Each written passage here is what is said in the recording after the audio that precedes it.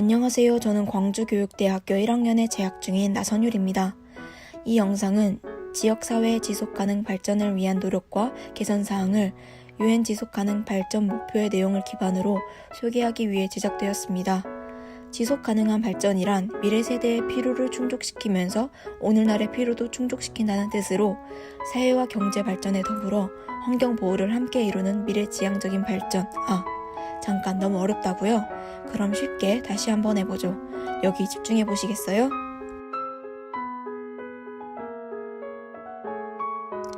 (2015년) 193개의 UN 회원국들은 포용적이고 지속가능한 발전을 위해 17개의 과제와 169개의 세부 목표를 달성하기로 약속했습니다. 바로 15년 뒤인 2030년까지요. 2030년까지 모든 국가들이 이 약속을 지키기 위해 함께 노력한다면 우리 지구는 지속가능한 발전을 달성할 수 있을 것입니다. 사실 2000년도부터 2015년에도 UN이 세웠던 목표가 있었습니다. 바로 새천년 개발 목표인데요.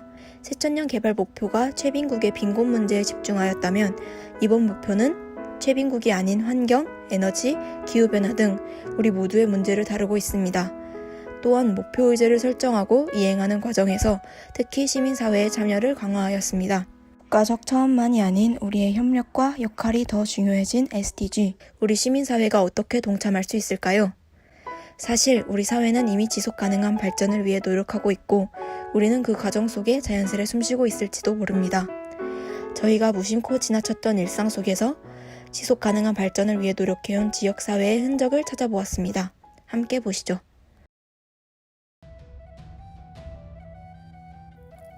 전주시는 지속가능 발전을 이야기하면 빼놓을 수 없는 도시입니다.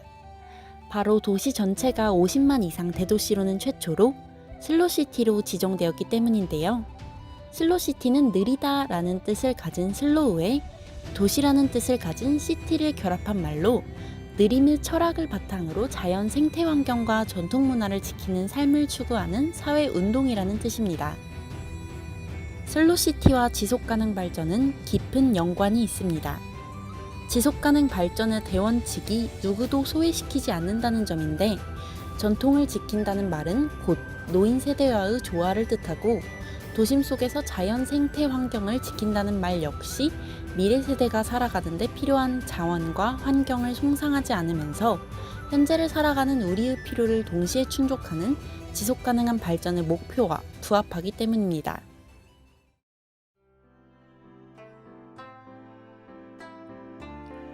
이곳은 전주 한옥마을입니다. 건물들로 가득한 도심 속에 이렇게 한옥으로 둘러싸인 거리가 있다니 정말 놀라운데요. 도심 속에 전통을 추구하는 공간이 있고 곳곳에 나무가 어우러져 전통과 자연의 미학이 돋보입니다. 한옥마을에 주목할 점은 두 가지인데요. 첫 번째는 노인 일자리 창출입니다. 이는 지속가능 발전의 8번째 목표인 지속가능한 경제성장과 완전하고 생산적 고용 및 모두를 위한 양질의 일자리를 증진한다 와도 연관이 있습니다. 전통 음식을 만드는 천년누리 전주제과와 관광객들에게 윷놀이와 투어 등 전통놀이를 알려주고 질서를 수호하는 한옥마을 포도대 등 전주시는 전주 한옥마을을 통해 노인들을 위한 양질의 일자리를 제공하고 있습니다. 두 번째는 바로 차 없는 거리입니다.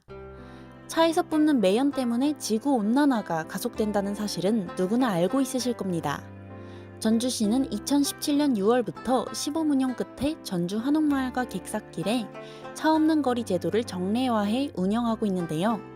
이는 지속가능한 발전 목표 중 11번째인 도시와 주거지를 포용적이며 안전하고 보건력 있고 지속가능하게 보장한다 또한 담고 있습니다. 안녕하세요. 안녕하세요. 네, 혹시 전주에서 오셨나요? 아니요, 타지에서 왔어요. 그러면 여기 전주 한옥마을이 전주시에서 지정한 차 없는 거리인데 혹시 알고 계셨나요? 아니요, 몰랐어요. 그러면 혹시 여기 지나가는데 차가 없었잖아요. 네네. 장점 간단하게 차 없는 거리로서의 한번 소개해 주실 수 있으실까요? 아니 뭐 서울에서 관광지 이렇게 다니다 보면 차가 와서 좀 위협을 받을 때도 있고 또 그런 불안감이 있었는데 그런 뭐 누가 빵빵거리 경적 소리나 이런 거 없이 그냥 편하게 좀 다닐 수 있어서 그런 거는 좀 좋았던 것 같아요. 이처럼 차 없는 거리는 관광객들 사이에서도 높은 만족도를 얻고 있습니다. 저희가 지금 가는 곳은 딱정벌레 숲입니다. 딱정벌레 숲은 전주시가 2015년 3월부터 2020년 12월까지 사업기간을 정해 사업비 4억 3천만 원을 투자해 조성한 10개의 야호아이 숲 중 하나입니다. 야호아이 숲은 자연 감수성을 잃어가는 도심 아이들이 숲속에서 흙과 나무를 만지고 자연을 침구 삼아 맘껏 뛰놀며 창의성, 모험심을 키워나가도록 한 숲 놀이터인데요. 이렇게 나무도 울창하고 맑은 공기를 마시니 기분이 한결 상쾌해지는 듯하네요. 아이들의 숲속 놀이터 야호아이 숲은 아이들이 숲속에서 마음껏 뛰어놀며 즐기는 자연 친화적인 놀이공간입니다. 그중 하나인 이곳 딱정벌레 숲에는 구름다리, 밧줄 정글짐, 그네, 철봉, 미끄럼틀 등 다양한 놀이기구가 있습니다. 아이들의 눈높이로 아이들이 숲을 즐길 수 있도록 고민을 한 지역사회의 노력이 돋보입니다. 현대사회에서 어린이들이 노는 놀이터는 보통 화학물질로 구성되어 있습니다. 거기에 2013년 인하대학교와 인천환경운동연합 등에 따르면 아이들이 노는 놀이터의 고무바닥재가 환경호르몬인 프탈레이트 가소제가 포함되어 있을 가능성이 높다고 합니다. 플라스틱과 고무가 주재료인 거의 모든 제품에 프탈레이트 가소제가 사용되기 때문인데요. 디에틸엑실 프탈레이트와 디이노소노닐 프탈레이트 등의 가소제는 내분비계를 교란시키는 물질로 특히 아동의 경우 비만이나 호흡기 질환의 원인이 되는 등 각종 문제를 일으킵니다. 또한 아이들 놀이공간으로 인기를 끌고 있는 키즈카페가 중금속과 환경호르몬 등으로 오염돼 있다는 조사 결과가 나왔습니다. 2019년 환경부 국립환경과학원이 평택대 산학경력당 연구진에 의뢰해 수도권에 있는 키즈카페 20곳의 실내 환경을 조사한 결과 19곳에서 환경안전진단 기준치를 초과한 납이 나왔고 18곳은 크로미 기준치를 넘었으며 5곳에선 살충제 성분이 검출되기까지 하였다고 합니다. 그에 비해 이곳 야호아이 숲은 화학 제품을 쓰지 않고 아이들이 즐겁게 놀 수 있는 공간이 조성되어 있습니다. 이는 지속가능한 발전 목표 중 15번인 지속가능한 육상 생태계 이용을 보호, 복원, 증진하고 산림을 지속가능하게 관리하며 생물 다양성 손실을 중단한다와 관련이 있습니다. 전주시는 아이들의 눈높이로 세상을 바라보고 아이가 행복한 전주를 만들기 위해 끊임없이 고민하고 연구하고 있습니다. 야호아이 숲 외에도 야호 생태놀이터와 야호 도서관, 야호 학교 등 전주만의 아동 청소년 정책 사업 등 아동 친화도시 프로젝트에 야호라는 명칭을 사용하고 있는데요. 시는 2015년 7월 유니세프 아동 친화도시 추진 지방정부 협의회에 가입하고 그해 12월 아동 친화도시 조성에 관한 조례를 제정하였습니다. 2017년 6월에는 전국에서 9번째로 유니세프 아동 친화도시 인증을 받았으며 2019년 7월에는 야호아이 놀이과를 신설하였습니다. 또한 올해 5월에는 보건복지부의 놀이혁신 선도지역 공모사업에 선정되기도 했습니다. 이런 노력은 지속가능한 발전 17개 목표 중 4번인 모두를 위한 포용적이고 공평한 양질의 교육 보장 및 평생교육 기회를 증진한다와 관련이 있습니다. 동시에 모든 아동 친화 사업을 대상으로 민관 협력 체계 규축을 위해 이 모든 과정을 진행하는 데에 여러 분야 시민들로 구성한 다을마당과 아동 관련 단체, 기관, 학계, NGO 등으로 사회연대 야호놀이 업계 동물을 구성했습니다. 이 또한 지속가능 발전 17가지 목표 중 마지막인 지속가능 발전을 위한 실행수단 강화와 글로벌 파트너십 활성화를 위해 노력한 것으로 볼 수 있습니다. 주변 도시와 비교하여 전주시의 가장 큰 특징은 인구 밀집도가 높다는 것입니다. 그림과 같이 김제시, 완주군, 익산시 등 주변 도시에 비해 전주시는 상대적으로 높은 인구 밀집도를 보입니다. 과밀한 인구를 뒷받침해주지 못하는 도시 환경은 항상 문제에 부딪혀왔습니다. 통제를 벗어난 인구 수는 전염병, 현재 코로나19와 같은 자연적인 재해를 제어할 수 없게 되며 도시의 체계적인 기능을 위협하게 됩니다. 사회에 있어서 기본적인 인프라 구성의 빈약함은 지속가능한 발전의 11번째 목표인 지속가능한 도시와 거주지 조성에 큰 위협이 됩니다. 만약 인구에 비례하는 세심한 도시 계획이 세워진다면 사회 구성원들이 마음 놓고 건강하게 생산성을 확보할 수 있는 사회 문화적 환경을 제공해 줄 수 있을 것입니다. 바로 지속가능한 도시가 형성되는 것이죠. 그렇다면 전주시의 경우 시민들을 위하여 어떻게 노력해 왔을까요? 우선 앞서 말했던 차 없는 거리를 예로 들 수 있고요. 시내버스 정기권 도입도 전주시의 노력의 결실 중 하나입니다. 전주시는 지자체 최초로 시내버스 정기권을 도입했는데요. 전주 시내버스 공동관리위원회와 GS 리테일, 캐시비아 업무 협약을 체결하여 누구나 쉽고 편하게 근처 GS 편의점에서 시내버스 정기권을 구매할 수 있습니다. 전주시가 시민의 편의 증진을 위해 한 가지 더 주목한 부분은 바로 이 자전거입니다. 상대적으로 좁은 전주의 도심은 자전거를 이용하여 출퇴근하는 데에 유리합니다. 전주시는 자동차로 인한 환경오염과 교통의 불편함을 개선하기 위한 목적으로 자전거의 이용을 활성화하기 위해 많은 노력을 기울이고 있습니다. 찾아가는 자전거 수리센터는 그중 한 예인데요. 자전거 점검 및 수리에 어려움을 겪고 있는 시민을 위해 수리기사가 직접 방문을 하는 시스템입니다. 단순한 펑크나 기름칠의 문제 등 간단한 서비스는 무상으로 제공하고 부품이 수반되는 경우만 유상으로 실비를 청구해 시민들의 만족도가 높다고 합니다. 또 자동차 대신 걷거나 자전거, 시내버스를 이용하는 시민들에게 버스 요금을 최대 30%까지 할인해주는 알뜰 교통카드를 운영하고 있습니다. 무엇보다 중요한 건 교통의 편리성 증대일 것입니다. 전주시는 도심을 가로지르는 전주천을 이용하여 전주천 곳곳에 자전거 길을 만들었습니다. 시민들은 복잡한 도로 속 자전거 길 대신 전주천을 이용하여 쾌적한 공기를 느끼며 편하게 자전거를 탈 수 있습니다. 전주천 또한 전주시의 지속 가능한 발전을 위한 노력의 결과물인데요. 전주시는 전주천 생태 보건 사업을 진행하였습니다. 전주천 고유 생물의 서식지를 보존하며 수생식물의 서식지 조성을 통해 먹이사슬을 풍요롭게 하며 주변 생태계 활성화를 통해 지속가능한 발전 목표 중 6번째인 물과 위생의 보장 및 지속가능한 관리를 가능하게 하였습니다.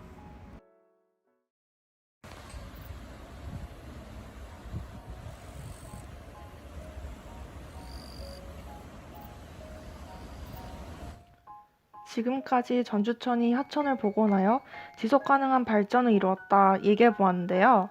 나아가 물에 대하여 더 심도 있게 고민을 해본 도시가 있습니다. 네, 바로 광주인데요. 갖은 노력에도 불구하고 수질과 관련한 문제들이 여전히 해결되지 않자 물순환 도시 만들기 프로젝트라는 큰 계획을 수립하기 시작했습니다.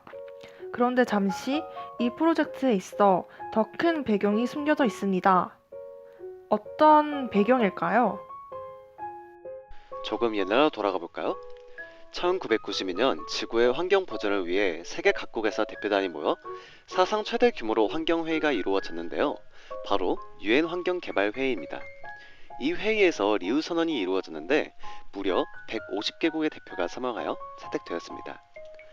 리우 선언의 의제이일은 지방자치단체의 역할을 강조하고 지속가능한 지역 공동체의 발전을 위한 행동 계획을 담은 지방의제이일을 지역 주민과 합의하여 설치할 것을 권고했습니다.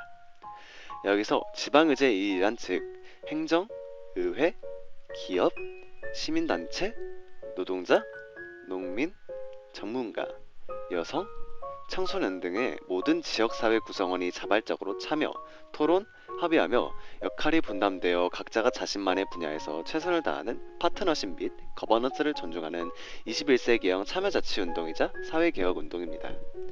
이러한 배경에 입각하여 광주는 1995년 독자적으로 푸른 광주 2일 협의회를 창립했습니다. 광주 지방에서의 독자적인 자치가 본격적으로 권고되기 시작한 거죠. 그로부터 2년 후엔 협의회 위원들의 노력으로 21세기 푸른 광주 실천 계획을 작성했습니다. 이후로는 계속해서 지속가능한 광주 만들기라는 명지를 이루기 위해 5년 단위로 이전 의제를 평가하고 재작성해왔습니다. 의제는 3차를 걸쳐 현재는 4차에 이르렀는데요. 광주광역시의 정책, 공약 등이 연계된 내용으로 거버넌스형 실천 사업이 가능한 의제를 작성하고 추진 조직을 구성하기 시작했습니다. 이러한 경과로 환경 생태, 녹색 경제사회, 녹색 교육의 3가지 영역에서 12개의 의제를 작성했는데 여기서 환경 생태에 바로 물순환 도시 사업이 포함되어 있는 것입니다. 이 부분은 광주광역시장 이용섭의 13번째 공약인 맑고 깨끗한 푸른 광주 만들기에 명시되어 있습니다. 프로젝트에 앞서 도시의 물관리 시스템에는 근본적인 3가지 문제가 있었습니다. 첫째로는 이곳 영산강 수계에 사는 광주 시민들이 음용수로 섬진강 수계에서 물을 끌어다가 마시고 있다는 것입니다.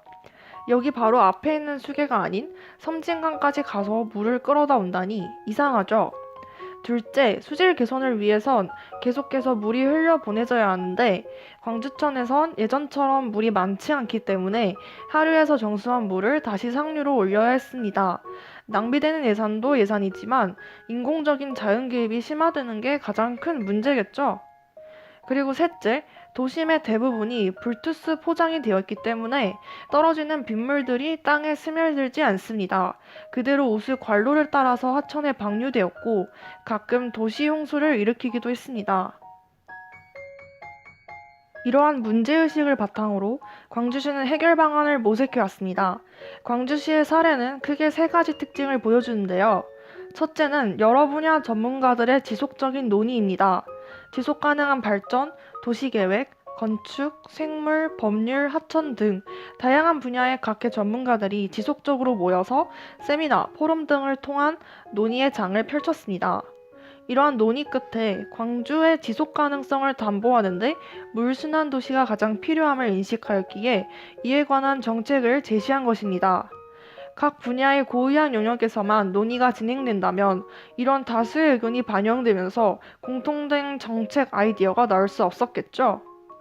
둘째, 물환경 분야의 단일 사업 추진에 그치지 않았습니다. 그 예시로 협의회는 마을 만들기 사업을 지속적으로 지원하여 시민들의 관심 및 참여를 유도했습니다. 주민들이 직접 빗물을 활용할 수 있는 텃밭, 학생들의 체험활동을 유도하는 학교의 빗물 정원 등을 삶의 현장에 접목하여 빗물의 중요성을 제고하는 등 주민 친화적인 환경을 조성하는 데 힘썼습니다. 셋째, 시민사회, 전문가, 행정의 계속적인 논의와 협력입니다. 물환경 분야의 거버넌스 체계 확립을 위해 물순환 도시라는 공동의 목표를 가지고 다양한 분야에서 협력의 장을 마련했습니다.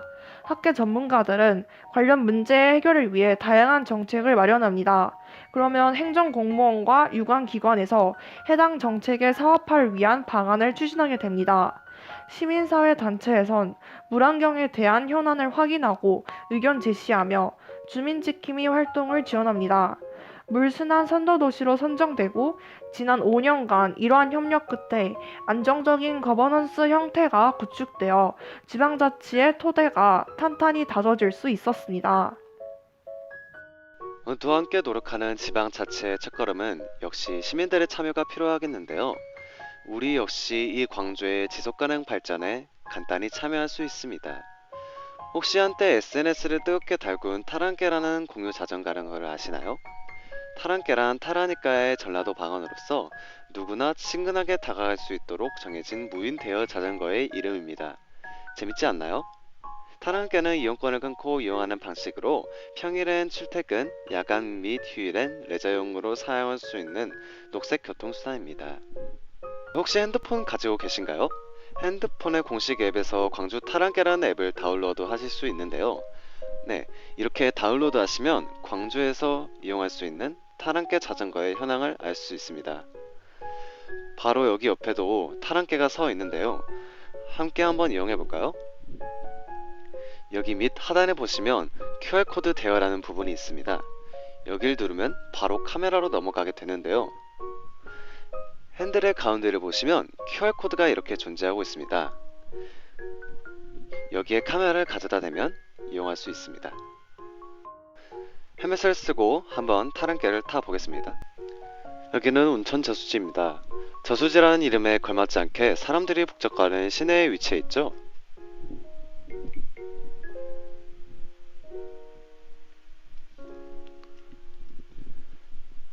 운천 저수지가 맨 처음 만들어진 이유는 바로 농경지에 물을 공급하기 위해서였다고 해요. 그러다가 광주광역시가 시가지를 확장하자 택지 개발이 이루어지면서 운천 저수지는 악취가 나기 시작하고 해충들의 서식지로 전락해버렸어요. 심지어는 매립의 위기에 놓이기도 했답니다. 그러나 1995년부터 이곳으로 유입되는 오폐수를 차단하고 맑은 물을 직접 공급하여 저수지와 주변 공간을 결국 자연생태공원으로 새롭게 탈바꿈하게 되었습니다. 그래서 지금 우리는 이렇게 저수지를 빙 두른 산책로를 걸을 수 있죠.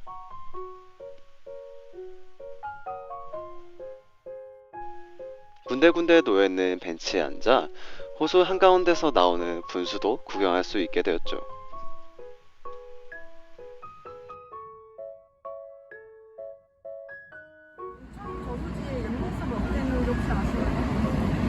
옛 모습은 옛날에는 여기가 보드장이었어. 이게 저 앞에 동산도 없었고, 그래갖고 그거 농업용수로 쓰기 위해서 물을 담아놓은 저수지. 그래서 그때 당시는 그 농업용수로 쓰기 위해서 물을 담았고, 그 뒤로는 이제 그 보드도 배 타고 노는 거 그런 것도 했다는 나 그것까지는 못 봤고, 그랬어. 그래서 이제 지금은 많이 이제 개발이 되고 우리 서구청에서 광주시에서 개발이 되어갖고 이렇게 안에 섬같이 저런 것도 조성이 되고 여러 가지 둘레길로 이렇게 만들고 우리 주민들을 위해서 이렇게 공원을 조성해줬죠. 혹시 지금 현 모습에 만족하시나요? 현 모습에 만족한지 이렇게 자꾸 개발을 하고 지하철 2호선을 한다고 지금 공사를 하고 있으니까 지금 우리 주민들로 봐서 운동하기도 안 좋고 공원 이용하기 좀 불편해서 지금 아주 불만족스러워요.